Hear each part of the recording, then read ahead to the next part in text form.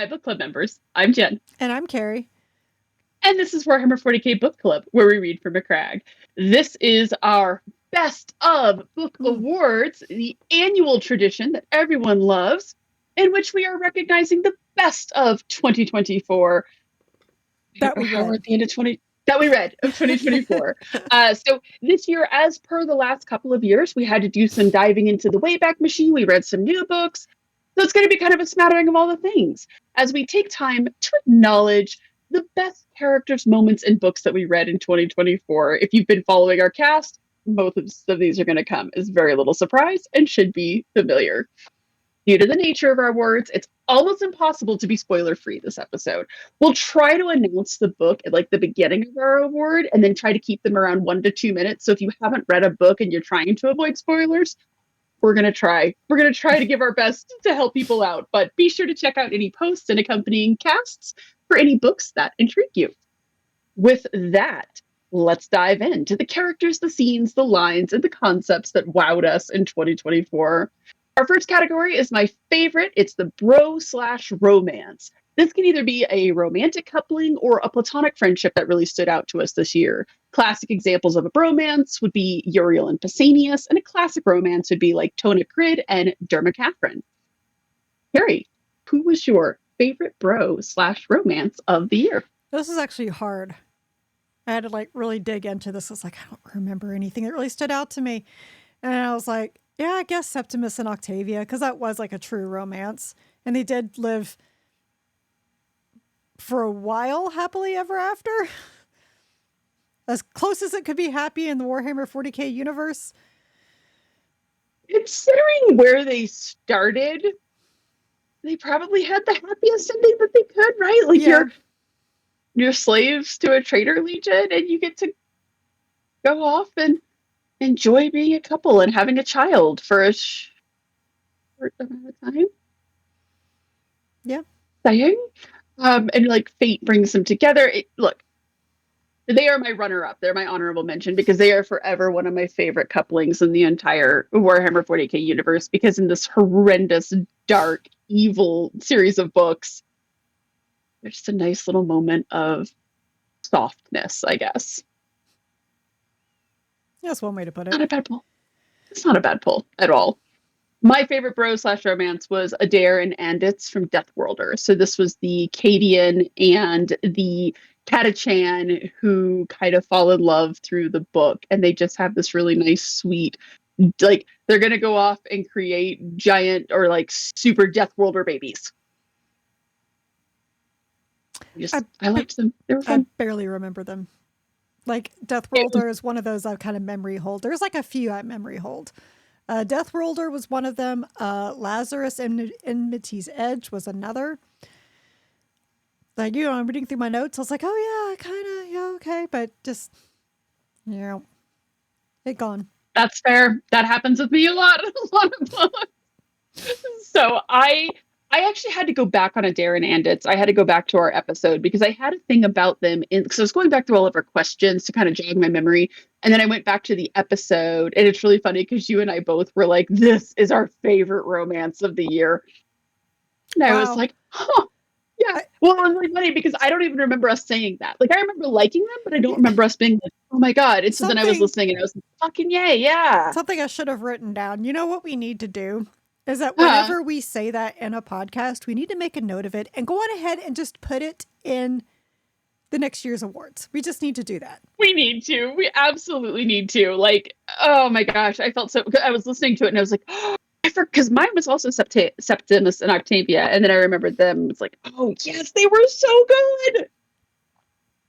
It's hard. It's really a lot of books. And I remember liking the book. That's the thing I hate, is that I like the book a lot. I remember that. My notes were very favorable of it. I hate that I just don't remember it. That's totally fair. Who were your runners?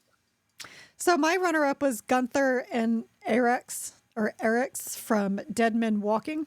Even though it was very tragic, it was a very Warhammer 40k ending for the two of them.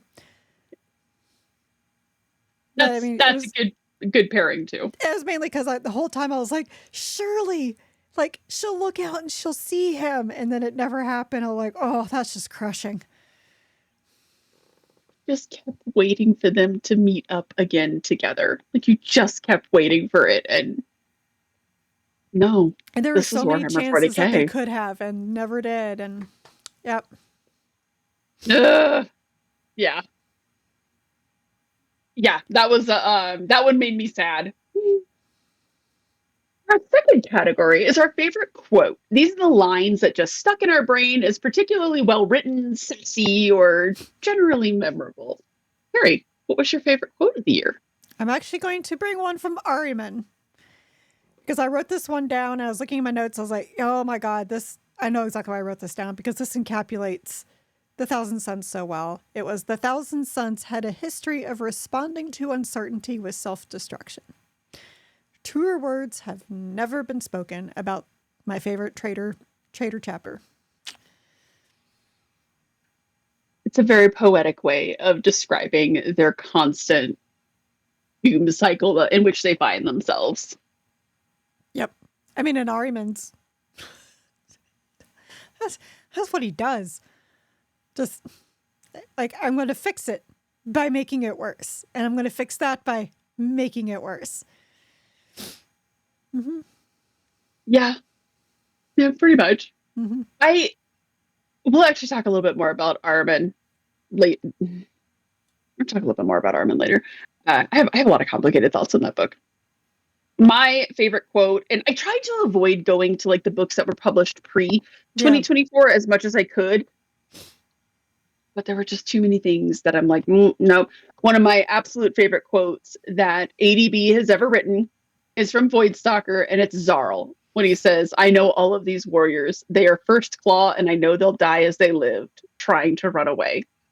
And because it's very Zarl, Mm-hmm. and it was for a variety of reasons, but I like that it was him mocking this loyalist champion. Just the perfect back and forth, and it kind of describes the Night Lords as they have become. Right. This legion that just runs away. They're survivors. Yes, and it's a very honest, Mm-hmm. very honest look at it. I always just really liked that one. That one always just stood out to me as a great quote. What's your honorable mention? Mine was also from Dead Men Walking. And it was the line of, he didn't remember Henrik being so popular in life. And this is after the Krieg killed their governor because he was betraying them, essentially, to the Necrons. And so they're like, dude, you just betrayed all of us. You have to die because the Krieg don't do things in halves. And everyone's like, oh my God, they killed our beloved leader. And Gunther's just like, I don't remember everybody liking this guy so much. I remember everyone, which is... And I guess it's one of those things where it's like, it's okay for us to hate him, but you guys can't do anything about it. Right. It was, I liked that scene a lot because it felt very human, right? Yeah. Like, oh, we don't like this guy. We don't like this guy. We killed him. Our beloved leader. Because they were just so angry at the lot in life that they had been handed. So right. Better the devil you know, right? Right. And they're also being, swayed a little bit by there's the Necron cult that was kind of forming, and yeah. There's a lot going on in that book. There was. What you really had in that book was two unstoppable forces coming to meet. Yes. Unstoppable force meets immovable object. But they were both unstoppable forces. So, yeah. Loved it. Absolutely loved that one. So my quote actually was from Above and Beyond. And it was just because it was one of those quotes that, yes, it was sassy. It was a moment of levity. It was the right comment at the right time. And it was from Uli when he says, "I've never heard someone vivisect my people's tongue so brazenly. I once faced the corrupted Astartes dedicated to she who thirsts, and the cacophony they unleashed was less bothersome to my ears." The idea that spoken like a true Frenchman. Oh my God, that's all I could think of. That's all I could think of is that the noise marines would be better than listening to a human try to speak Eldari. Mm-hmm. God, it really is the French, isn't it? Yes. Oh my God. Anyways, we're going to be talking a lot about Above and Beyond this podcast. I Yeah. can already Yeah. tell people, which shouldn't be too much of a surprise. Now, our third category, and this is where we're going to start to get into some of those spoilery moments, is the funniest moment. So these are the Warhammer 40k universe is full of laughs and humor, but these are just those scenes that provided either that much needed laugh or they were just perfectly timed and enjoyable, and they deserve a mention. Carrie, what was your funniest moment? When Uthak Blackhawk threw that crimson fist into the crowd. Yeah, that was my honorable mention.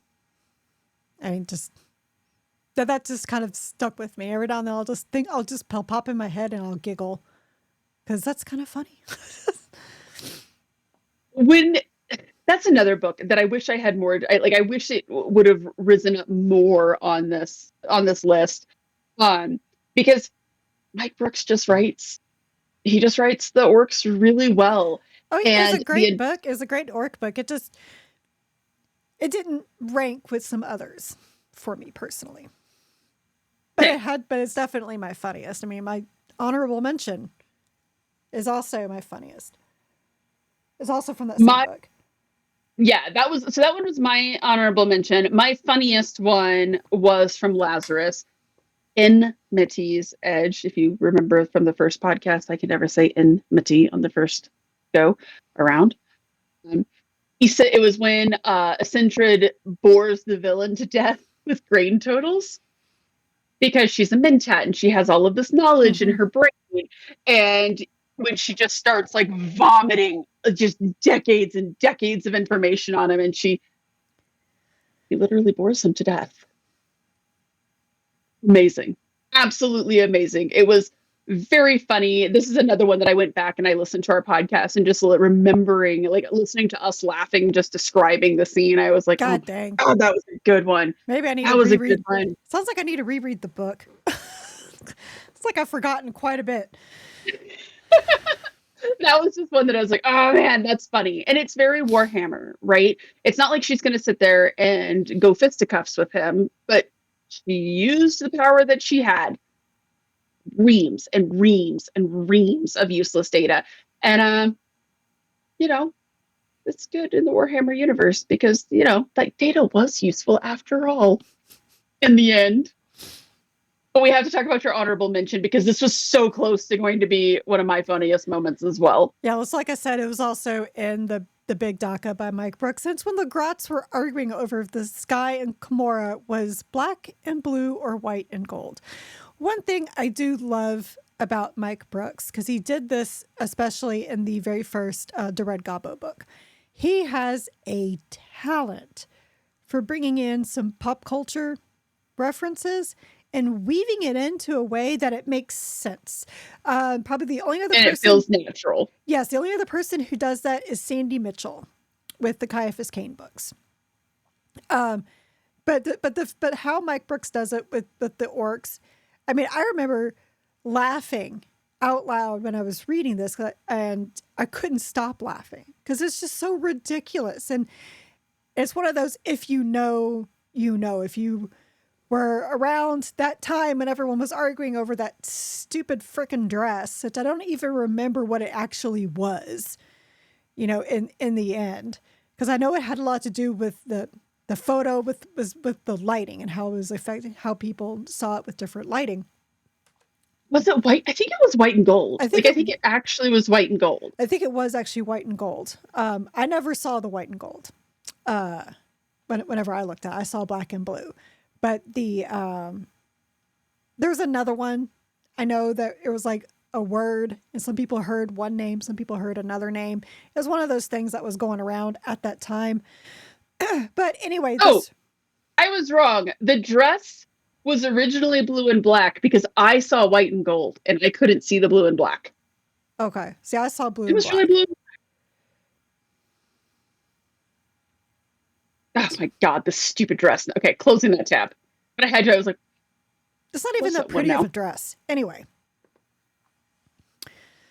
It was a good scene, and you're absolutely correct. He does a really good job of taking like current stuff and just weaving it in a way that feels natural Because I without could actually, introducing I the can man who imagine killed these Martin grots. Luther King Jr. I can imagine these grots making these screaming at each other over this. Well, that's because it's perfectly within their idiom, Yes. right? And that was probably, I mean, that was a very deep conversation for them. I actually would like to see that scene animated, to be honest. That would be a really cool Warhammer Plus short. Yeah, just some, full the Cockney accents and everything. It'd be delightful. It would be. I would be here for that. Let's move to our fourth category, which is always my favorite, and it's the biggest, oh my God, moment of the year. These are the scenes that had us either figuratively or literally with our jaws agape, unable to comprehend the scene that we have just seen. Or it was just so delightful that we took a step back and said, oh my God. Carrie, what was yours? So mine was not really more of a, oh my God, it was more of a, oh God, so sad moment. And it's when Colonel Khaled in Siege of Vrax, when he's imprisoned and he realizes that this was stupid for him to have bought into his name and into this thing. So he took his tags and scratched it out. So if anybody found his body, they would have no idea who it was. And that made me so sad on the inside. That whole scene, like when you realize who some of the people are that are down there, and it just, ooh, it wasn't one of my big oh my God scenes, but when I read that you put that down, I was like, oh my God, Right. I had the exact same reaction. Yes. Oh my God, that book in general, oh, that scene made me so very sad because Steve Lyons manages to take the least human of the regiments and Right. just Honestly, you in the I feels love so hard. that entire series, that whole trilogy. Same. Love it. It might now be like in my top 5 favorite like series trilogies. Yeah. Mm-hmm. Could see Yeah, that. for sure. It's definitely up Big in fan. mine. Big fan. My biggest oh my God, and mine, instead of being like oh my God, it was more like oh my God. This is from Oaths of Damnation, and it's when Morden, the word bearer, is like, I've talked to this demon and I've talked to this demon and I'm in total control. And Cadus, the Cornite demon, is like, you dumb bastard. I've been in communication with all of these people and you are a puppet. You played right into my hands. Well, And the reason that this was not just that. I mean, the fact that this guy thinks he's in control is like you've fallen for the classic Sicilian blunder, right? Never start making deals like you have a demon in your body and you thought you were in control of the demon. Oh, that's your sweet summer heart. Yeah. Oh my gosh. But going back, harkening back to your favorite quote from the Ahriman book, it just shows like the traitor legions, they never learn. They are the definition of insanity. Yes. Just, yep. Especially the word bearers. Like, of all the people who should know how tricksy the demons are and how they cannot be trusted, it's you. Like, did anyone ever step back and wonder why Corferin and Erebus never tried to control demons? Did anyone ever? Right. Like, I would be like, wait, because they're smarter. It's like, wait, the heads of our organization, they're infesting us with demons, but they're like not partaking in this. Why is that? I like it because as much as I hate the word bearers, it's everything that I think about them, the arrogance. Oh yes, so arrogant. They're smarter than the average bear, Carrie. It's because Corferin just doesn't have the courage to do it, or he hasn't figured it out yet. Unlike me. That I could totally smart. Because that's what Corferin and Erebus did with one another, right? I favorites. 100%. Honestly, one of my favorite scenes from Horus Heresy, No Fear, is when Corferin has the opportunity to kill Gulliman, and instead he's like, I could turn him. I'm just as good as Erebus as turning people. You fool. There was Again, you dumb bastard. Erebus had put in so many things in play to get Horus. It wasn't on a whim one day. He was just like, I bet I could turn you today. Like, that's... And it wasn't one thing. Like, that's the thing about it. And I hate to give Erebus credit, but I got to give credit where credit's due. No, The Erebus played the long game. machinations. He played the long game. 100%. And Corferin. And Corferin, he wanted things now. He was the Veruca Salt. Exactly.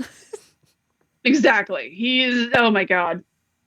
Pretty much. Yes, exactly that. So, yeah, that Oaths of Damnation. It was everything that I thought about the word bearers. Yes. And it was so delicious, especially since Morden is like, oh, Scarbred hates you. And he's like, you believe that? You dummy. Because demons won't lie to get their own way. Are you new here? Okay, well, no, Carrie, they do. But I'm too smart for that. I see the lies. Right. Sure. Spoiler alert, no, you do not. Okay, this one was an interesting one to me for you. What was your honorable mention for Oh My God, Carrie? Learning it was Syrian all along in Voidstalker. And he was the one who was going through and killing menials and then blaming Uzas for it. And then when he admitted it in the end and he was like, don't take my gene seed. Like, I'm bad. Like, it's not good. Just don't even do it. It's like, oh my God. Why is it always the funny ones? That's why I always like the funny ones, and they ended up being the psychos. Like, come on. It was your Anders moment 2.0. Oh, God. Fine. Yes, it was. God, I hate you for that still. Oh my God. So when Carrie was playing Dragon Age 2, she immediately was like, I love Anders. And she played it after I had played it. So I was like, oh. And she was like, he's so wonderful. And I was like, Same thing with the Night Lords books when you were just like, Syrion's my favorite character. I was like, I'll bet he is. Let's see if you feel that way at the end. Yes, and you want to tell him what I texted you that night when I got to the end of Dragon Age 2? Oh, she was so mad. So, okay, spoiler alert for like at least 10-year-old game at this point, maybe 12. At the end, so you fall in love or you can romance this character, Anders. He's mage and he has a spirit in him, but it's a good spirit because it's justice. If you know anything about the Dragon Age universe, you know that once the good spirits, once they come into the human world, they can often get corrupted into demons. And so justice becomes vengeance. And Anders just goes ahead and decides to blow up a chantry to prove a point and kill a whole lot of people. And I have so many, like, as much as I love the Dragon Age universe, Dragon Age 2, my favorite thing is that you either can be like, kill him, or, oh, you. Yeah. And I think Carrie chose the OU. Well, because I wanted that romance achievement. And when you romance Anders, you have to see it all the way through. Like, they played that very well. Because to tell you what, if I already gotten that achievement, I would have killed him. Because I was like, what? So basically I texted Jen and it was all in caps, said, what the fucking fuck? And she knew exactly what it was. And she was like, she just wrote back, how's Anders doing? It's like, son of a bitch. Yeah. Very similar with Syrian's reveal. Yeah, I was like, oh God, no, why? Always. It's my own Sicilian blunder. The funny guys. To be fair, I also still really love Syrian because he, like all of the Night Lord's characters, was very complex. He was not just he wasn't just this, guy. Or rather, I guess I should say he was like a guy. He complex. A lot going on in there. Yes. None of it good.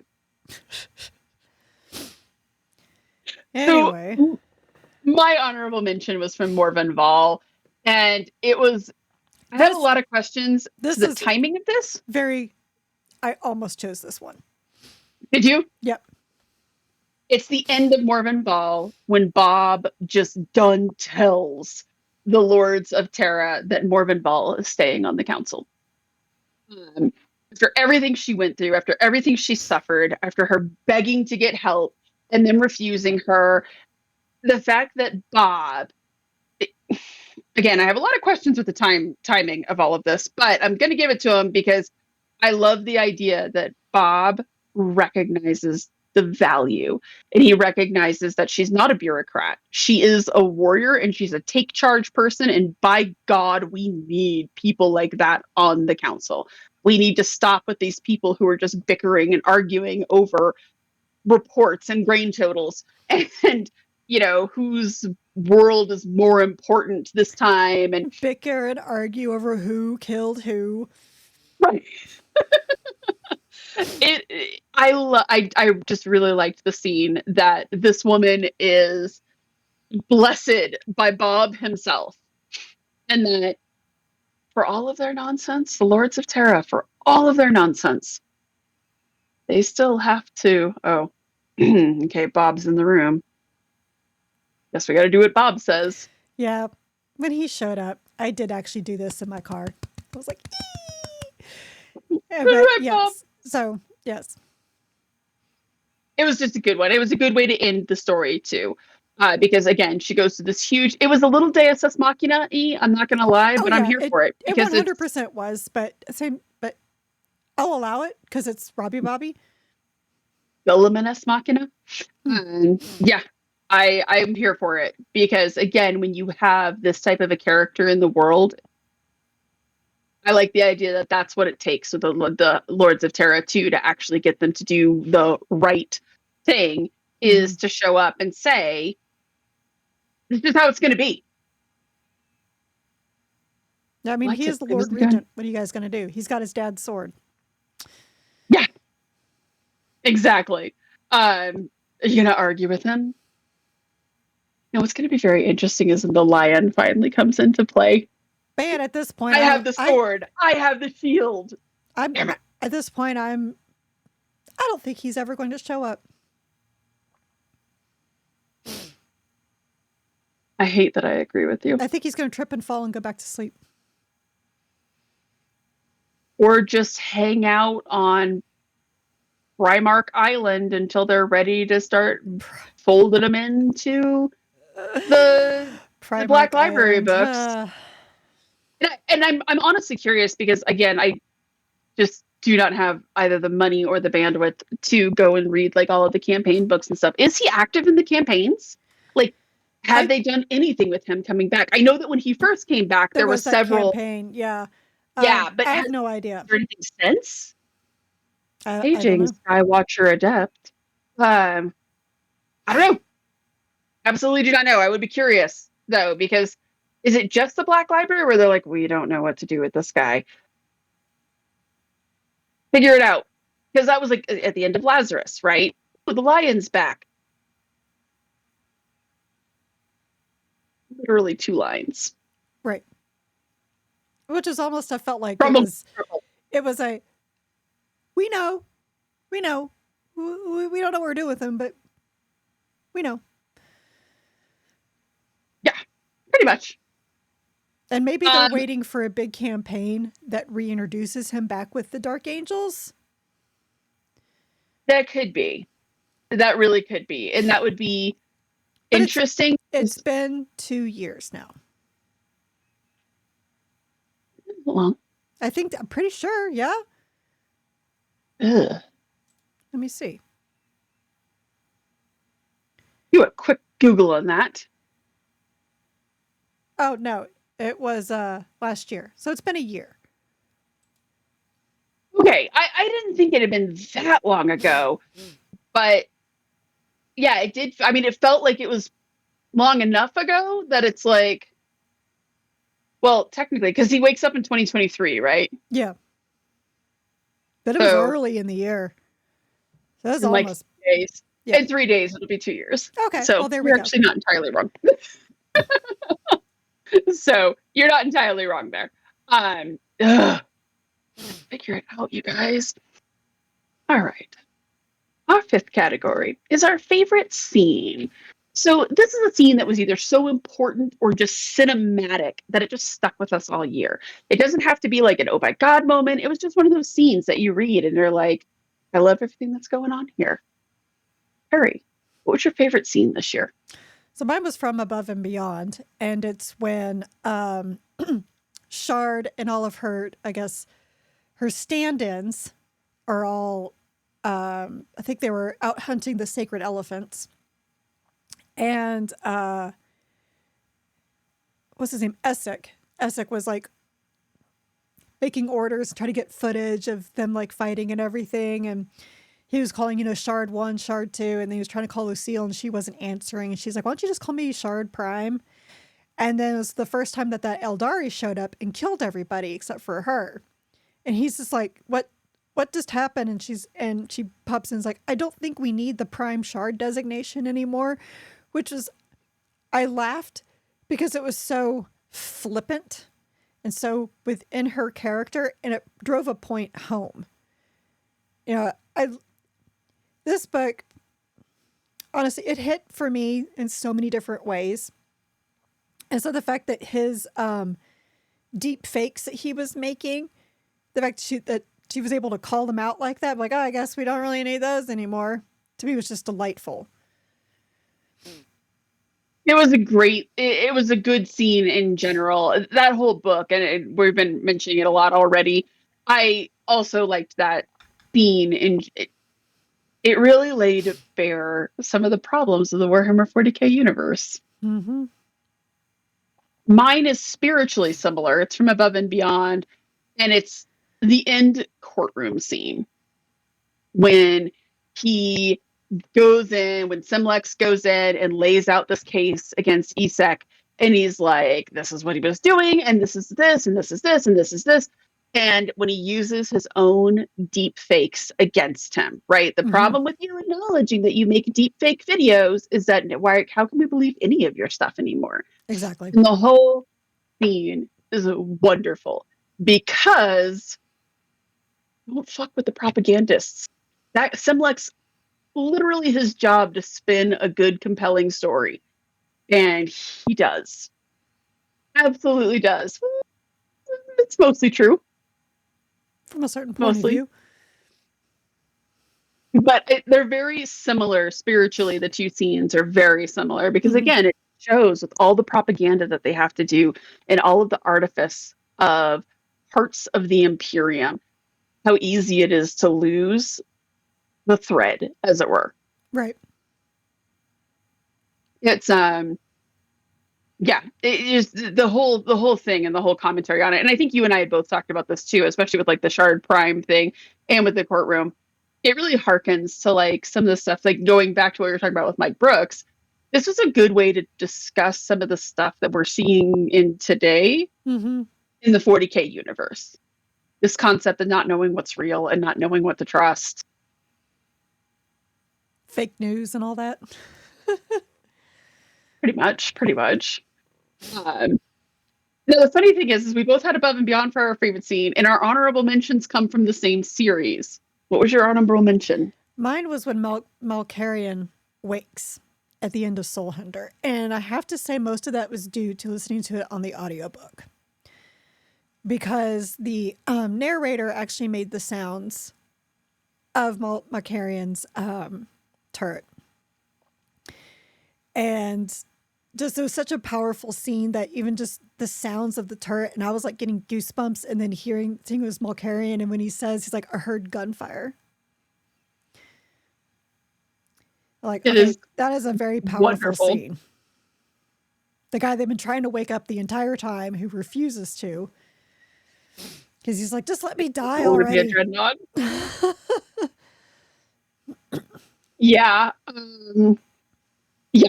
The whole scene, I love Malkarian so much. He's probably one of my favorite characters from that whole series. And that scene is it's just great. And it's very cinematic. It's very well written. Yep. 100%. Mine is probably one of my favorite scenes in all of Warhammer 40k. And I'm not going to cry, It's from Voidstalker, and it's Zarl's duel. So from start to finish, that entire scene with him dueling the champion, and just as soon as he starts to realize that he may not actually win this one. I love the scene when the champion like kind of mouths off and is just like, "You're flagging behind," and Zarl's like, "I don't know, I think I'm winning." Uh, it's just wonderful. The whole thing from start to finish. And I do mean to finish when he apologizes to Talos. That whole scene in there is Hmm. just goosebumps, goosebumps. And it kills me because you have this horrendous, monstrous character, and it hits me so hard in the feels that he actually did something kind of heroic and died defending his brothers. Right. Again, they don't have to be good people for him to have done something kind of heroic there. Fine, but you could say that with almost any gang, right? Those uh, bonds of brotherhood and loyalty, even in a gang, they'll still do things to help the rest of them. Right. It's an oddly human moment from him. Right. And I just like it. I just like every part of it. Um, Easily some of ADB's best writing.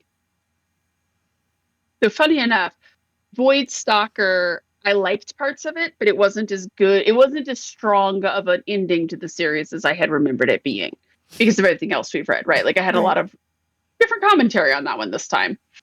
Um, yeah. Okay. Let's get into our fun categories. Well, now speaking of humanized Night Lords, Let's talk about our favorite antagonists. So think about this as like the Oscar equivalent of like the best supporting actor. These are villains we either love to hate or villains we were maybe cheering for a little bit in the end. Um, Harry, take it away since we both had the same one. it would be Death of Saints from Morvenval.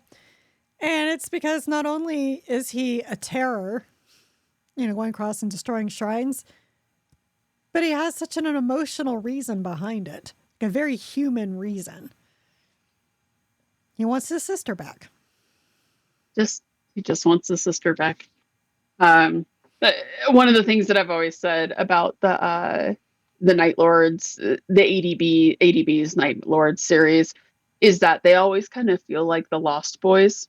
Yeah. Yes, the Kiefer Sutherland variety of them, of like these perpetual teenagers who never quite grow up.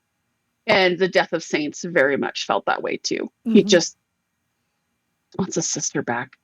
And he doesn't necessarily love what he's become or what he is. Because remember those scenes with when they flash back to when he was a child and he kind of recognizes there's something not right about him. Yes. But his sister always calmed him down. Yeah. And he just happened to be in the wrong place at the wrong time. And it's understandable but sad when the sister is there to rescue the girls. Emphasis on the girls, Yes. not the boys. They don't have any use for boys. It was such of all the things, right? Fate that had come. Because what if it was the Night Lords who came first, right? Right? Exactly. Had the Night Lords gotten there first, none of those girls would have survived, right? So his sister, and that's the thing that's really funny, and I think that makes him so interesting, is that had the Night Lords gotten to you first, your sister would have just been killed. Or if the Imperial Guard got there first, they all would have been rescued, right? Right. So, Exactly. It just who had gotten there. And that's one of the things that's also kind of funny to me for him is again, had the Night Lords gotten there, your sister would have just been like, she'd probably be skinned and being worn by somebody. So then you would have a different person to hate right. than the sororitas.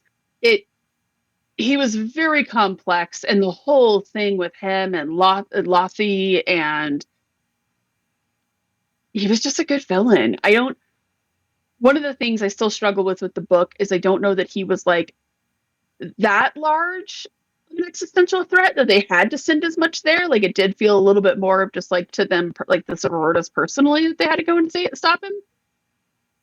But yeah, the idea that the sororitas have a guy who's like, yep, it's my sole mission in life to mess with you guys. Yep. Get I rid of liked all it. your saints because there are no saints, and I'm here to basically tear down everything. Which is basically, yeah, exactly what he was doing, was just trying to tear it all down. Mm-hmm. No rhyme, no reason. Just tear it down. At the same time, like I know I'll probably get into this later, but more involved, but it also was such a great way of showing how the sororitas or just the ecclesiarchy creates monsters, whether it's the death of saints or whether it was Lethe. Um, as we have always said, the Imperium is occasionally its own worst enemy. Mm-hmm. Like, to go back to what we were just talking about with her, like the fact that had the sororitas gotten to her first, you would have thrown her lot in with them. Right. There's just a lot. There's a lot of human touch going on in there. We had the same favorite antagonist, and I think we had the same favorite honorable mention. And I remember I was typing this in there this morning, and I was like, I put in the name of it from Siege of Rax and was like, fight me. And then Carrie's response was, I was going to put in the same thing. From Siege of Rax, Confessor to Nexus. Even though she wasn't technically an antagonist, technically, I'm sorry. She thought she was more important than she was. She messed with the minds of the Krieg. He did. Here's so She you're was not a wrong. She's not propagandist in many, many ways. right. She's not an antagonist, but she is a shit stirrer. And she does cause way more harm than she does good. And quite frankly, I was thrilled when she died. Same. Like, I even remember thinking, I was like, if this bitch gets off planet. But she didn't. And she dies kind of ignobly too. Oh yeah. Which, good.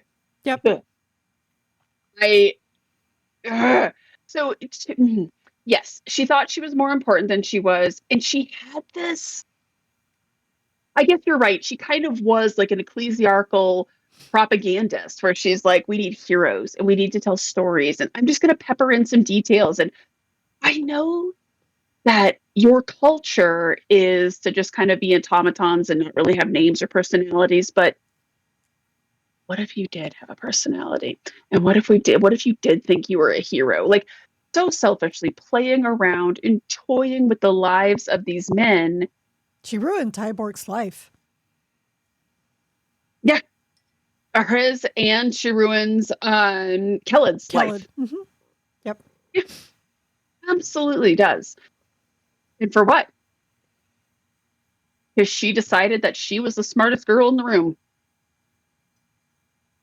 And I did like when she goes to see the Inquisitor, and the Inquisitor is like, let me just go ahead and knock you down a couple pegs. Right. Again, when we talk about like how the Imperium can be its own worst enemy, it's because you end up with these people who, going back to what I was talking about with Morden, who he's just smarter than the other word bearers, Carrie. Right. He's just smarter. Like she knows best. Best. Yes, exactly. She knows what's best. No, you don't. Yeah. Well, also you suck. She was a terrible confessor. Like I wouldn't go to her telling me my problems. First of all, I wouldn't go to any member of the ecclesiarchy telling them my problems because sure. I think they would probably turn against me and I'd be like stoned to death or something. Because how dare firing squads. Right, like how dare you doubt the Emperor's plan, right? They're not very kind. For ecclesiarchy, all about the all-loving and all-knowing Emperor, they're not very kind about anything. I have to say that. For sure. Right. Yeah, and she did that too. Like people went to her and she used that to use them, right? So like, yeah, well, maybe you could be a hero here, and maybe this is your story, and maybe you should be doing this, and maybe you should throw yourself into this impossible battle so that I have a good story to inspire the truth. Others, right? Like a propagandist. Very much a propagandist. And I think the thing about me that just rubbed me so wrong about her is that every other death world, we tend to respect their culture, right? Like the Krieg, or sorry, not the Krieg, the Catachan Right. and the Cadians, right? Nobody's the Volstrons, like nobody, the Mordians, nobody's in there being like, we just need to change everything about you. The Krieg, their culture is nothing that we recognize, but it is their culture, Mm-hmm. right? Very much like their whole society based off of this anonymity, and we do not have that. So the fact that she was just like, oh yeah, no, I can change all of them. Let's go try that with the Cadians. Go try that with Right. the Catachan. See how that works out for you. Agreed. I think the Catachans would kill her. I think she would get killed accidentally. like like a commissar nobody likes. Victim of friendly fire. Exactly. She ran into somebody's bayonet. She ran into their bayonet 10 times. Yeah, she just kept thinking like a fly against glass. This time, this time, this time, this time. And never really seeing what she was doing. That's the only thing I don't love is that she's not even that repentant. Like she gets killed and she's not like, maybe I took it a little too far. No. Honestly, I kind of like she never had a redemption arc. Okay, you know what? When you say it that way, yeah, I actually kind of like that. But no, she was just a bad person and she died a bad person. Yep. She was full of I herself and don't like her and I'm salty about her all over again. oh yeah. I was the same way when I was looking over my notes. I was like, oh right, this bitch. Ugh, this person. Blech. Let's switch to a happier topic and talk about our favorite protagonists.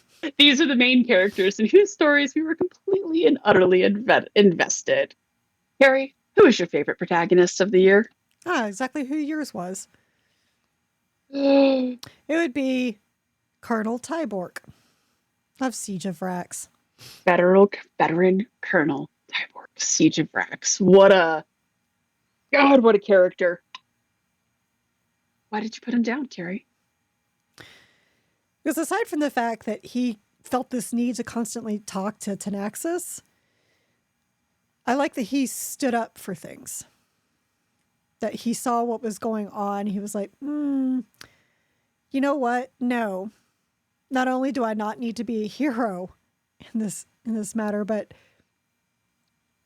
like this is going bad and we need to stop this. And stood up to what was going on. And which of course earned him a death sentence. And then he gets, I was like, the whole time I was like, oh, please don't let him get killed. I know that would be such a Warhammer 40k thing for him to end up at the firing squad because you disobeyed orders, my guy. But the fact that the Inquisitor was like, I actually have a use for you, for a Krieg who thinks. That I think. Okay, so let me. I acknowledge that after I just went on a huge rant about Synaxis and her bullshit, that what I'm about to say is going to sound a little hypocritical, but I don't have to explain myself to anybody. I like that Tyborg proves that the Krieg are capable of being something more than they are, right? They can question, they can take a step back and look at things. When I love that throughout the book, you had like all these little vignettes of him looking back on his life now that he's been in the service of an inquisitor for several years Mm-hmm. and talking about like this was my awakening and this is how I became like an actual person. And I love the idea that the inquisitor, as you said, is like I could use a Krieg who thinks.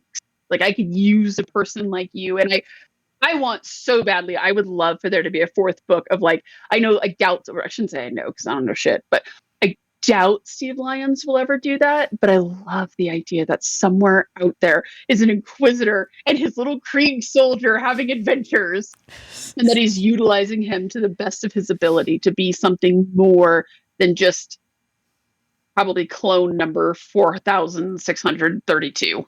They're cloned? What? Spoilers from the book Krieg from a few years ago. Yeah, like I liked the idea that they really can be something more. And his journey is so it's so complex and Very. emotional as from where he starts to where he ends. Just especially for Oh, a I was here Krieg, for the whole man. ride. It was like almost as honestly, it was almost as tumultuous as, oh my God, what's the guy's name? The guy they're all cloned from. The general who actually stood up against the leader who was going to defect from the Imperium. You know who I'm talking about. Ugh. The guy who ended up, destroying their planet. God damn it. Yes. He's very I can't think of his important. name right now. He's very important. I mean, they're not all cloned from him. They're cloned from a bunch of people, but he is, yeah, like Right. you have to wonder, I wonder if Tyborg is cloned from him. But yeah, it's, there's the idea that, again, just like him, you could be, that they are capable of so much more than that. I can't believe that I can't think of this is going to bother me, Carrie, for like the next, oh, this is going to bother me. What was his name? He was very important. It was, oh, actually, you know what? Let's go and look. Let's see, it pulled up the thing about it. What was his name? What was his name? Yurton. Colonel Yurton. Ah, yes. Not to be confused with Caiaphas That was going Cain's to bother me. assistant. Yes. Yes. So you're 10 versus your Gen. I really liked him. I just really like Cyborg, and I'm so emotionally invested, and it makes me so happy to know that this character is out in the world somewhere doing great things, hopefully, and not bad things. Hopefully, it's a good Inquisitor, not a bad Inquisitor. Or a bad Inquisitor that thinks he's doing good. Good point. Good point. Who was your runner-up for That'd be favorite protagonist this year? Morven Vol. Man, that book just I loved everything about that book. I really, really did. And I loved her character. I loved how she was fallible. Like she had, I especially loved her conversation with the Black Templar when she's confessing all of her doubts. And she's like, not that you know what that's like. And he's like, we may know no fear, but that doesn't mean that we know no doubt. That was almost my favorite It was quote almost of the mine year. too. It was almost mine too. Just for the fact it's like, it's okay. You don't need to start slashing your wrists here. It's okay to question things. And I love just how strong she was. She's like, we have to do this. And when they were just like, nah, she's okay, then I'm gonna go and do it. I mean, I know people have their opinions that they would never have been like that, but I actually could see the Fabricator General being totally like that because he started doing calculations in his head of what is, what the resources and everything, and how much, Gulliman's War has stretched out their resources and blah blah blah blah blah. But then the fact when she comes back and tells them like, I did it and you guys were all wrong. And then Gulliman's like, she's not leaving. I said so. And she tells her, she's like, how would you all like to go into holy war? I actually got chills when I heard that in the audiobook. I loved everything about her. And it's like I said, like, I don't like the Mary Sue characters who have nothing wrong with them. I love the fact that she wasn't the perfect leader. She made mistakes. She had doubts. She's like, oh my God, what did I do? How much she about, wrecked herself that Sister, Saint Elena ended up getting killed. That just, so, yeah, I loved everything about it. She was a great character. And as much as I don't love, like you and I struggle so much with the sister, she almost made my list. Well, I mean, considering that I felt like this was Morven Vol was the complete polar opposite of Demon Breaker. 100%. 100%. Like, yeah, I'll be honest and say that as I was really thinking about the books this year, Demon Breaker was nowhere on my list at all. Not a single thing from Demon Breaker came up on here. Nope. And I was really sitting there thinking about it, and I was like, are we sure Morven Fall and Demon Breaker were written by the same person? Like, that's how much I struggled with that book. No, see, I can't have Demon Breaker in around there because I'm still mad that we have a sister who threw a temper tantrum, ended up getting her way. So, Yeah. Essentially, yes. She learns no lessons and she gets rewarded for bad behavior. Ugh. Anyways, Morvenn Ball was much better. the only redeeming characters in that book was the hospitaller who wanted to save the novitiate and the novitiate, and that was it. And the novitiate. Yeah. So my honorable mention is probably going to be a little bit of a surprise here, but I really sat there and thought about this, and it's actually from Lazarus and Midi's Edge. It's Lazarus. Again, this is kind of a hot take for me because I'm not a Dark Angels person at all, but I really did enjoy that book. I liked it because of Lazarus, because one of the things that I have always, like, I joke about this a lot, and I also talk about it a lot, is for why I don't like the Dark Angels. Um, is the idea that they really are loyal to the Dark Angels, right? Mm-hmm. They're not, I would actually call them neutral in terms of the Imperium, because it always feels like they're loyal to the Dark Angels first, and then, okay, if we can help the Imperium, sure, great. But we will do some horrendous things if we think that there could be possibly something out there would hurt our chapter. And it's always kind of bothered me that, like, no one in the Dark Angels ponders this, Right. except for Lazarus. Lazarus was one of the first Dark Angel characters that I've seen, especially in this modern era, who is in a position of authority within the Dark Angels. He is a serious character. He's not a traitor or anything, but he's like, you know what if we just didn't hunt the fallen? Like, what if we just stopped with this nonsense? Like, what if we were a better loyalist chapter? Right. I think, and I liked it because the way that the book ends with yes, and I know that I was just knocking it and kind of bashing the fact that it's just those two sentences of, oh, the lion's coming home. I think Lazarus is going to end up being one of his, like, big supporters and helpers. The fact that he is already like, I don't know about all this. I think he and the lion are going to get on like that, and I think it's going to be interesting to see how that works with Azrael. I like that Lazarus and Azrael have gotten into it about this. It just made him a very interesting Dark Angel character to me. Right.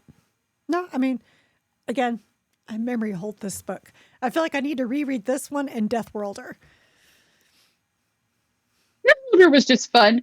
Enmity's Edge, I'll be really honest, as I was sitting here, like, I really, like, had to sit and think about the year, because I always feel like every year, and there's a couple of things that just kind of happen with it just kind of works out this way. For the last couple of years, it's always like at the end of the year, the books that come out at the end of the year are the ones that wows us, and I'm like, well, maybe it's just because the ones we remember better. But honestly, going back and looking through, I'm like, no, they just kind of end loaded. It's like how all of the Oscar bait movies come out between November and December so that they're fresh in the Academy's mind. I do feel like they really, like, heavy loaded the last couple of years. So I really had to sit there and think back. I was thinking about that because, like, I was like, man, I hate that Above and Beyond and Morvenn Fall are, like, right there in my mind, because I know we read some other really good books. Then I remembered Kazarkin. There was another one that came at the end of the year. And even looking back at every other book we read that year, I'm like, I'm sorry, Kazarkin is still, if Kazarkin came out now, Kazarkin would kick all these books' asses, because that's how much I loved Kazarkin. I thought Kazarkin was so dang good. But I think you're right. I think that they know what books are going to be, like, amazing, and they push them to the end of the year. Yeah, I think they kind of do. It's almost like, video game season, right? Because video game season's always like in February and then August and November. Right. Pretty much. Yeah. And, like, when I go back and I look at, like, last year, right, like, Creed Ashes of Cadia and the Fall of Cadia came out towards the end of the year, right? When you 2022, Assassinorum Kingmaker came out kind of towards the end of the year. Vaults of Terra Dark City, Kazarkin, all kind of came out towards the end of the year. In fact, I think the only one, like, when I go back and I look at a lot of our books that, like, we really enjoyed, like 2021, 2020, and 2019, they kind of were in the middle of the year. But lately, it just feels like they're really throwing them in. Actually, I take that back, because 2020 was The Infinite and the Divine, and that was like the last book that we read, Mm-hmm. for not including the Gabo book. But yeah, I really had to sit there and think about it. And I was like, God damn, I kept going back to Lazarus as a character who I liked the cut of his jib. Having said that, wasn't one of my favorite books we read, but it was a very good book. But I really liked him as a character. And he kept, the funny thing, when I started really looking at my favorite protagonists of this year, I use the red letter media pronunciation of protagonist so much, like to be silly, that now I have to like stop and think about what the actual pronunciation is. Um, I think for a few years now, I'm going to be referencing back to Lazarus whenever the Dark Angels come up in conversation. As Lazarus said, it's going to be a thing. I'm just warning everybody about that right now. All right. Let's get into our category of the best book of the year. This is the moment we've all been waiting for. And no one's going to be shocked. No, these are the books that years from now, I think we'll still be referencing and talking about, kind of like I do incessantly with the Night Lords trilogy. We're going to be doing this. We're going to be talking about these books, I think. So, Carrie, what's your book of the year? Above and Beyond by Denny Flowers. Did anyone see that coming? No, because again, I wasn't even looking forward to reading it. I was like, oh God, Same. let's read about this chick again. So this is actually my honorable mention. This was my runner-up for book of the year. And it was, neither of us were looking forward to it. And it was I couldn't put it down from start to finish. I could not put it down. And it was such a great, fast read for as thick of a book as it was. Yeah, just, like I actually looked forward to reading it at night. It wasn't one of those where I was like, I better get my 50 to 100 pages in. It was just like, I would just sit there and just read it. And the next thing I knew, I'd already gotten through like 150 pages and it was 2:00 in the morning. So I live in Denver, and my daughter was playing in a hockey tournament up in Vail, and due to a long, complicated story, we ended up driving to and from Vail like 4 times, because we went up, down, and 2 of those runs, it was 3 hours each. So 6 hours there, and then normally it's an hour and a half run. So 9 hours in the car, right, to listen to this book.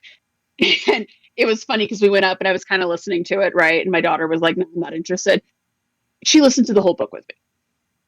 And was like, she also was so invested into it because like she started catching pieces of it like between songs, and she was like, wait, who's that guy? What's he doing?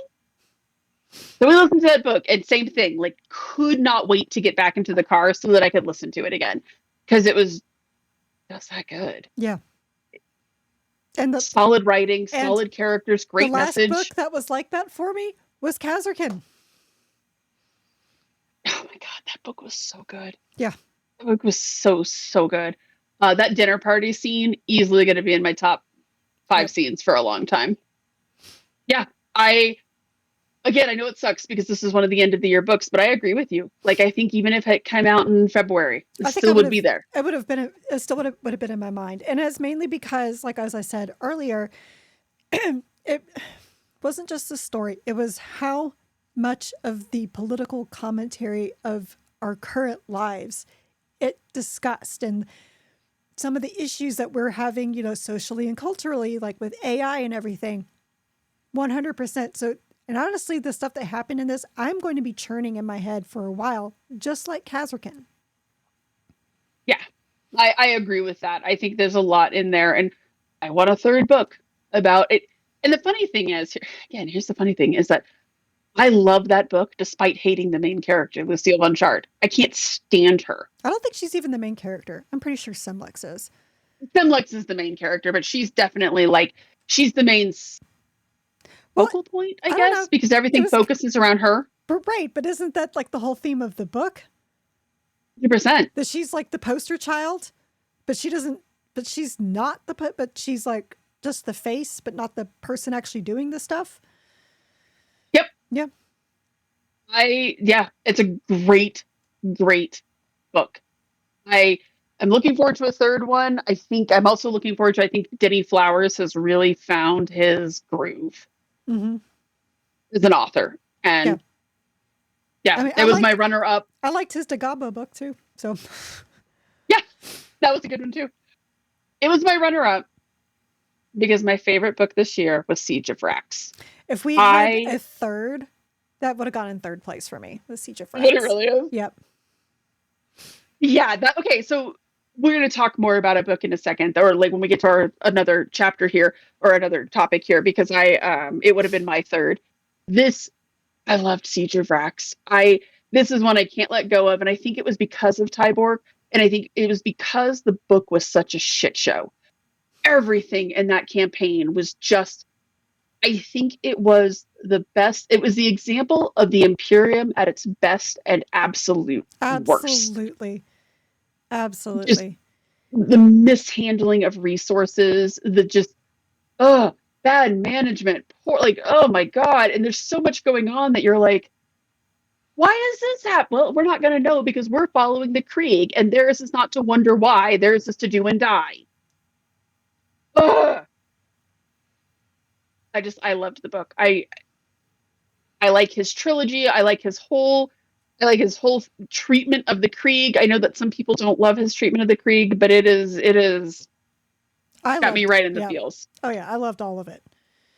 Like I am, And the as much as I didn't want to rebuy the Krieg book for the limited edition, that is one of the few that do not have buyer's remorse on buying a second copy. I love it. Where are mine? Oh, there they are. They're the white ones over there. Yeah. I was trying to figure out where it works. So I was like, but look, I was going to make a joke about, oh, you can actually see them. It's the white beacon right, if I can figure out, Yes. right there. I love them. They look, I'm with you. I was like, I am not buying a special edition of a book I already know. Okay, yes, I am. And they look so nice together. They look so good on my shelf. And I liked the books so much. Definitely worth it. Yeah. Y'all, I liked the Krieg. You liked the Krieg. Everybody likes the Krieg, right? Stylistically, they're super fun. Everybody likes the trench Everybody warfare look. everybody loves the happy shovel noises. Exactly. I really, really like the Krieg now. They're definitely one of my favorite legions. One of my favorite Regiments, yeah. Imperial Guards regiments because they're just, Steve Lyons did such a wonderful job with them. So that is my book of the year. My runner-up was Above and Beyond because, again, that book came out of left field, just swooped in for me. What was your honorable mention? Swooped. Morven Vol. It's my honorable mention. That's a hard one to argue with. But I mean, I've already talked about it at length. So, like, everything I've already said, yeah. Like, and again, human. And this was another one I wasn't looking forward to reading because we had just read Demon Breaker. And I was like, oh my God. Maybe I don't like the way Jude Reed writes The Sisters. Because I really strongly disliked Demon Breaker. Same. The collector's edition is beautiful. Absolutely beautiful. And that's like the only nice thing I can say about the book, to be totally honest. But Morven Vol, I mean, for a book, again, I was not looking forward to reading. I loved everything about it. Everything. It was just a good book. I really struggled. It was probably my fourth favorite book that we read this year, but it was a great book. It was so well written, so good, and it just laid bare so many of the problems with the Imperium that we talk about a lot. And I just liked Morven Vol as a character. Uh-huh. She was a great character. Yep. I mean, I've already said all this. Best, right.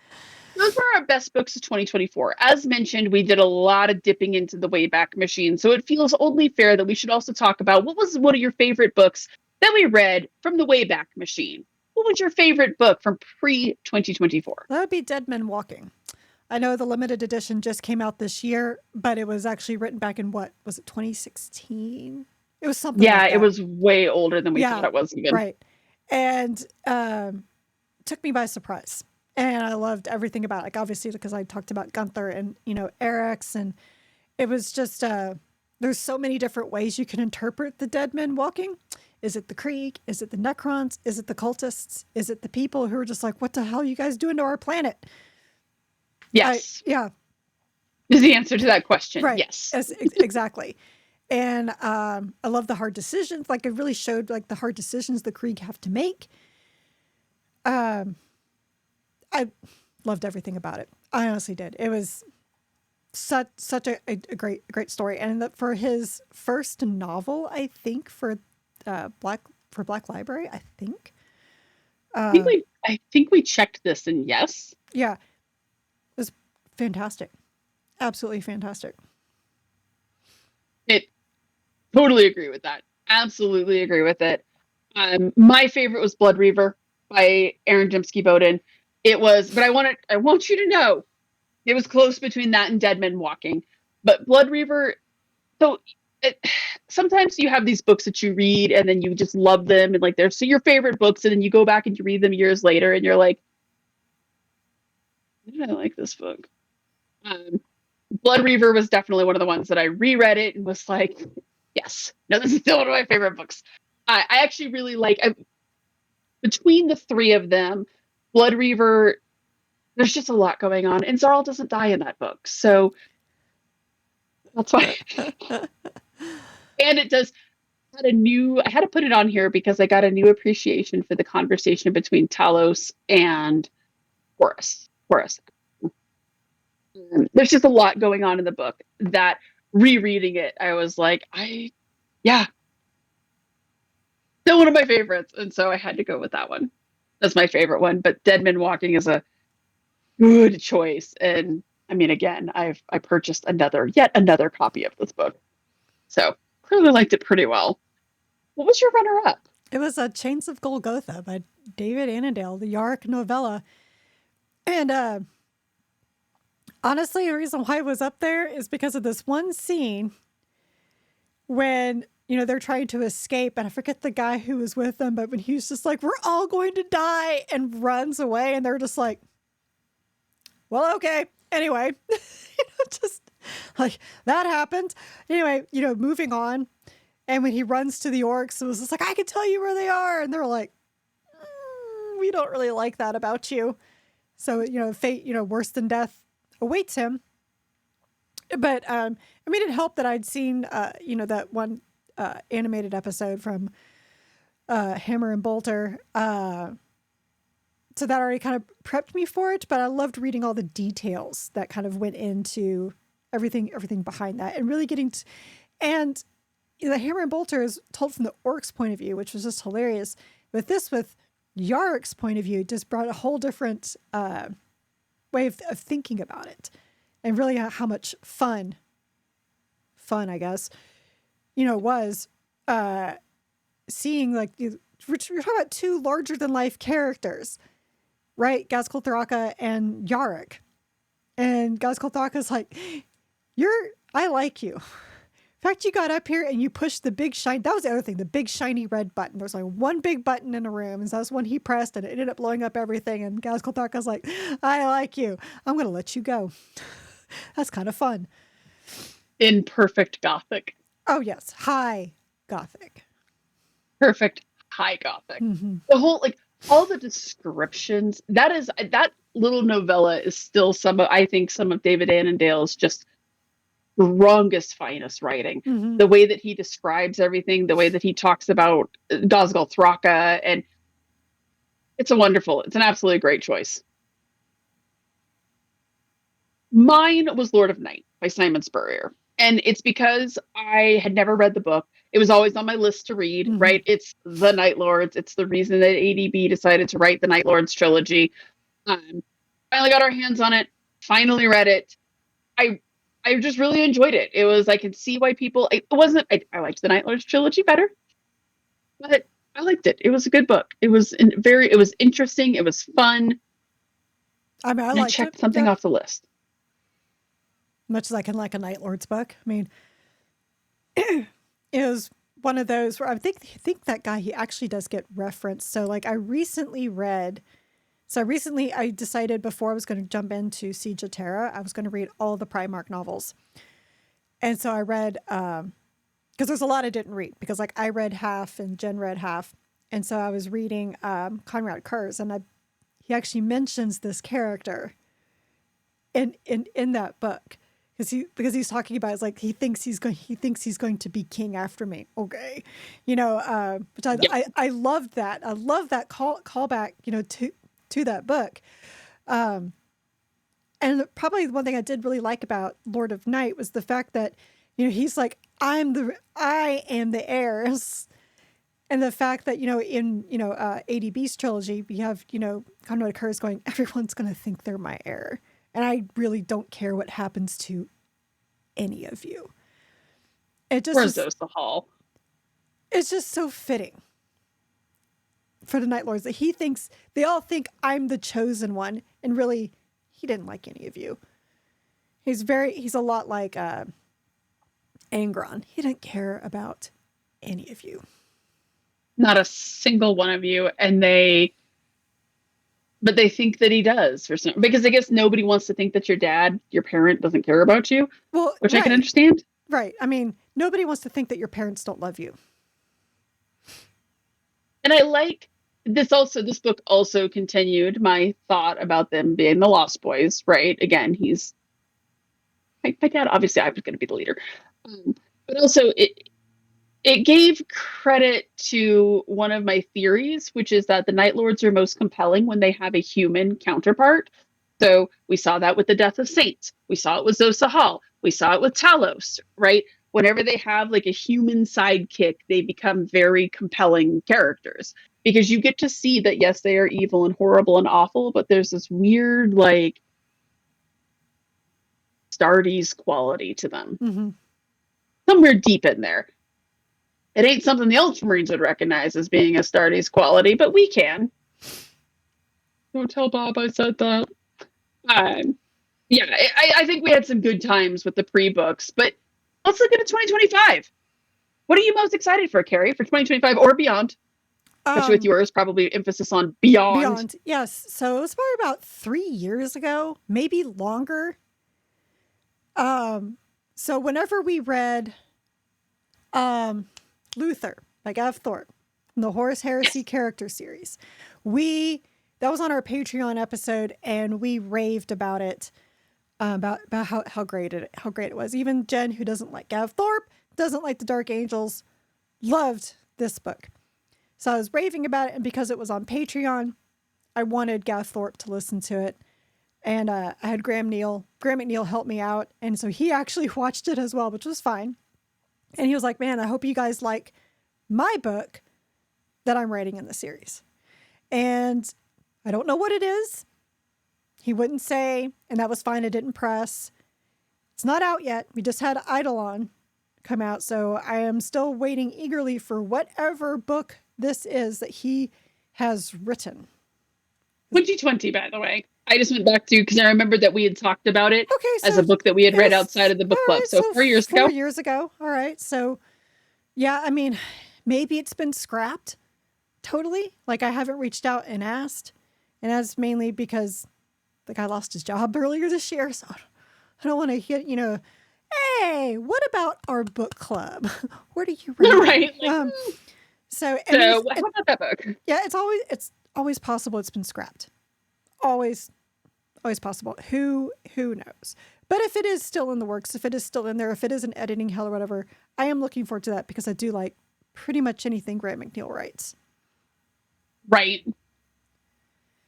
I'm with you on that. I guess for that book, I don't know. I've maybe written it off a little bit. Like, once it comes out, I'm with you. Once it comes out, I'm going to be super excited to read it. We're going to read it for the podcast. It's going to be great and amazing, and we're going to love it. But it's no longer even a blip on my radar. Right. Because I have trust issues.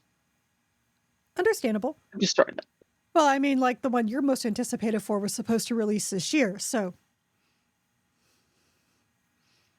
Okay, guys. Okay, so. And it's my honorable mention. And the only reason why it's my honorable mention is because I got nothing else. That's the only book I know that's coming out eventually. Seriously. Yeah. I almost put like whatever the next Chris Wright book is going to be, because that's of course what I'm going to be most excited about. Mine's Interceptor City. With reservations. Obviously, with the Pariah series, I'm a little gun shy on Dan Abnett. And after the Siege of Terra, super gun shy Mm. on Dan Abnett. But I loved Double Eagle so much. I'm really excited for Interceptor City. I can't wait for the hardback to come out. I just could not justify the collectors, like the box collector's edition. It just a little too much for what was in there. And because I'm so skeptical. Now, here's the thing.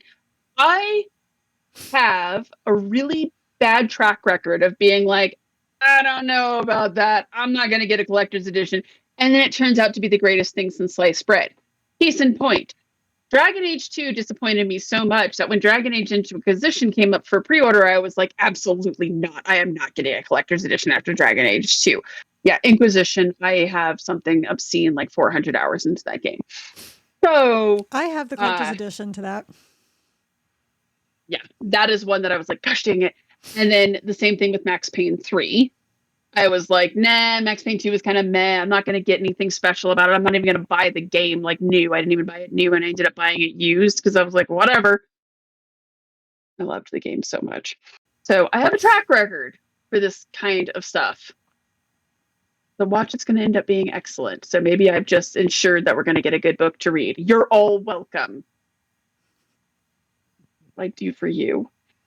My runner-up, and this is kind of a cop-out, but again, we don't whatever know. The next, we don't know what's coming out next year. So I missed the coming soon page, even though they updated it, once every 2 quarters, whether it needed to be updated or not.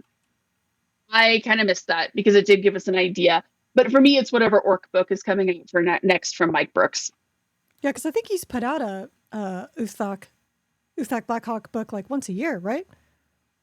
Every couple of years, I think. Mm. And I'm here for it. I'm definitely, whatever else comes next, whatever book he has. Like he had the War Boss, which is not Uthak Blackhawk. No, that's true. That's true. That was good. Whatever comes next, I'm here for. Absolutely here for that one. Let's talk about books just really quickly here. Let's give a quick shout out to the books that we wish we would have had more to talk about, but there was just a lot of tight competition this year. Harry, what was the number one book that you wish you got a chance to discuss more? Dominion Genesis. Really? No. But it's one we haven't even mentioned, so. Bitch, say psych right now. No, it's not Dominion Genesis. Jen falls out of her chair. And it's not... Jazz music stops. It's not Demon Breaker. It's actually Oaths of Damnation, because this was a book I really, really enjoyed. But it just didn't edge itself up there. I'm going to be honest. This was, if we had a third place, it would have been Oaths of Damnation. It was just fun. It reminded me of his Karkaronen books. Mm-hmm. He just does good bolter porn. Yes. I mean, I loved everything about it. The prologue. The Inquisitor thinks she can escape. Oh, you. Talk about people who never learn. A motherfucker is always trying to ice skate uphill. That's her. That's the Inquisition in a nutshell, though. I really do. I wish that I had more to say about it. It was a good book, right? I know that my favorite, one of the biggest oh my god scene was the revelation that nope, the demons weren't playing fair. But other than that, I liked the book. I really did. I waffled so much on what to say about it. What was your runner-up, Carrie? One of the books that I memory hold, which was Deathworlder. And again, that was mostly because I deathed it. I memory hold it. And so I feel like I need to read, like I said, I think this will be my third time to say it. So now I have to do it. Need to reread Deathworlder and Lazarus, because they're two books I remember enjoying, but I don't remember a dang thing about them. And this isn't like that Imperial Fist book that I never can remember. Fist of the Imperium. Fist of the Imperium? That we thought was okay, but we don't remember a dang thing about it, which is so unfair to Andy Clark because I like his books. But there it is. I just remember the only scene that I remember from that book, and it is emblazoned in my mind, is when all of the lords of that planet are like, "You're here to rescue us, right?" And he's like, no. No, we've been called in because shit's fucked. Yeah. Like, we're not rescuing anyone, friends. That lives rent free in my head, and I love it so much. But everything else about the book, I was like, so I'm with you on that one. So originally, I think we had the same runner up originally. But as we were talking through this podcast today, it suddenly dawned on me there was a book, and it's because I had such complicated feelings on this one, and it's actually Ahriman Undying. Whoa. Because, okay, if you recall from the podcast, I loved the narrative structure. Okay, that Absolutely is loved the true. narrative structure. I loved the concept of the back and forth throughout the time and like seeing how everything clicked together. I absolutely loved it. But I hated all of the characters and I hated that it was about the Thousand Sons. So I wish I that there hated would it have was been about like, time travel. if the book was about literally any other legion and literally any other characters, it would have taken away a lot of these categories for me. Yeah. I still would have hated it because of time travel. I hate time travel. I hate time travel. I hate parallel universes. I like same generally, but it hit that sweet spot of stuff that I like, where it's the time jumps and all of a sudden you can see how things are moving, and it is that is the way that he handled it is one of the few ways that I like when that manifests, and I like the idea. Take a drink. Um, really like the idea of that. But the characters. So this book, I'm not kidding. So much of this book would have just run away with a lot of this, except that I hated every single character in that book. But it was so well written. It was like I poo poo on John French a lot. Man, one thing I'll say about John French is that when he's on, and he writes really good stories. Yes, and he was on in that book. But I can't let him cook because he wasn't cooking because it was the Thousand Sons. Which is ironic because Complex it was about emotions. cooking, because it's about demons of fire. The Pyrodoman. I wanted to like it so much. I just, like parts of the book, I'm always like, God, that was clever. That was really fun. If it had been about anybody else. So sorry, Mr. French. So obviously, everybody listens to this podcast. Obviously. Go and like replace, like just do a control find and replace every instance of Armin. Not kidding. But yeah, except that nobody thank you else would try everyone to for fix joining us. Nobody else would try to fix their mistakes of the traitor legions. Let's be real. And you know what? If we're being very honest and fair, he does actually kind of fix something. Well, he fixes the pyromodon, but does it mean that he's like, but now I know how to fix the rubrics. Dude, just stop. Well, yeah, because now he's going to go find the Black Library. Right. I can't wait And for he's going him to go to find step that on one yet book, another rake.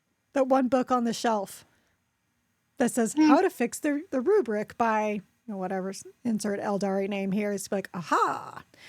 And then he's going to do exactly what that thing says, but he didn't read the book first before doing the ritual. And it's going to say on the very last page, ha ha ha, you sucker Ahriman, loves and kisses, someone from Komorra. Pretty much, yeah. Pretty much. Yeah, because they also time traveled. This is why I hate time travel. We had a lot of feelings. This book hit us in the feels, like the hard feels here. Nothing good feels, though. Like, no good feels came from this. Anyways, thank you everyone for joining us in 2024. We are so excited for 2025. And I would love to hear, as always, I know several of you will put in the comments down below what your top books were. Please do, because we read them and we love to see the conversation and we love to see what you guys were reading and what you were enjoying. Agreed. I actually do love when everyone lists their top 10 at the end of this episode. Yes. So I do too, even if it's stuff I didn't read. Like somebody put in a lot of Horus Heresy stuff. I think somebody might have been Skywatcher actually put in like some of the fantasy stuff that he read, and I'm like, this is all interesting to me. I love all of it. I'm here for it. Yeah, because I think Skywatcher actually reads everything. I think so. Which, like, kudos to you, dude. I don't know how you find time to read as much as you do. I'm kind of It is jealous. impressive. I'm kind of Same. jealous, to be honest. I mean, I'm probably not going to make my Goodreads goal for this year. I mean, I could, but I have to read 2 books in 3 days. I haven't even started on our next book, No, I haven't which is either. going to be Demon Hammer.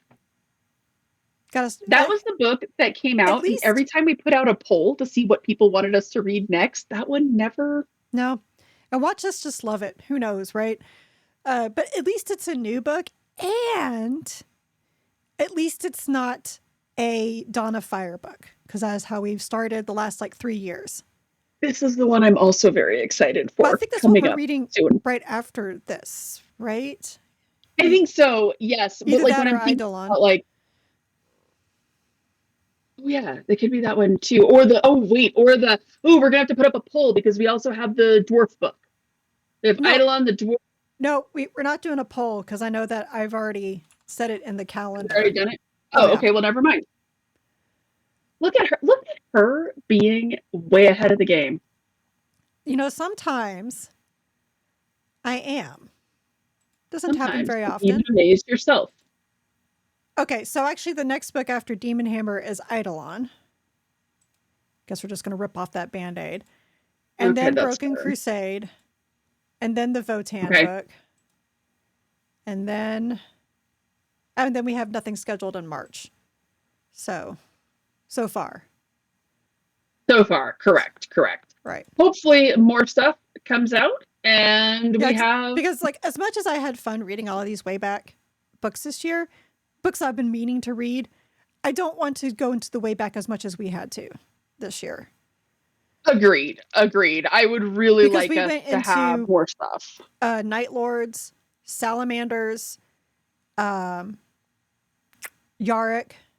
and Mm-hmm. and the first Dark Angels trilogy.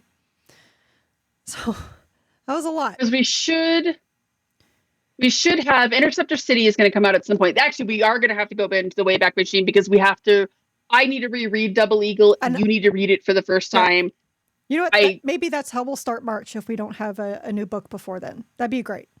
Yes, I actually really like that idea. Oh, and then do you know what else we have that we forgot about on here? Leontis, Lord Solar. Oh crap! So we got to do that in March before we can do And then Double the Eagle. Double Eagle. All right, so I'll probably add There's that. the preview for everyone. Wow, there's our first quarter is already planned. Q1 is planned very well. I'll go ahead and get a Gantt chart out and I will be sure to share it with our stakeholders and the corresponding teams. Please be sure to put in your t-shirt sizing for each of the book items. In this case, instead of being LOE, it'll be the level of excitement that you have for each of these books. And hopefully we can just continue to increase synergy through fungible cross-team initiatives. And I will make the roadmap. That's what the Gantt chart is, dumbass. I don't use Gantt charts in my roadmaps. What's wrong with you? Okay, and here's also the thing is that is definitely a product function. And so I think I would like us to have some time to discuss people stepping on products. We're not doing a land grab here, okay?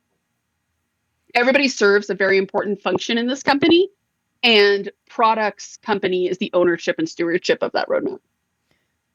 But I do appreciate you offering to help so there. I'll just stick to marketing then. Yes, exactly that. Mm-hmm.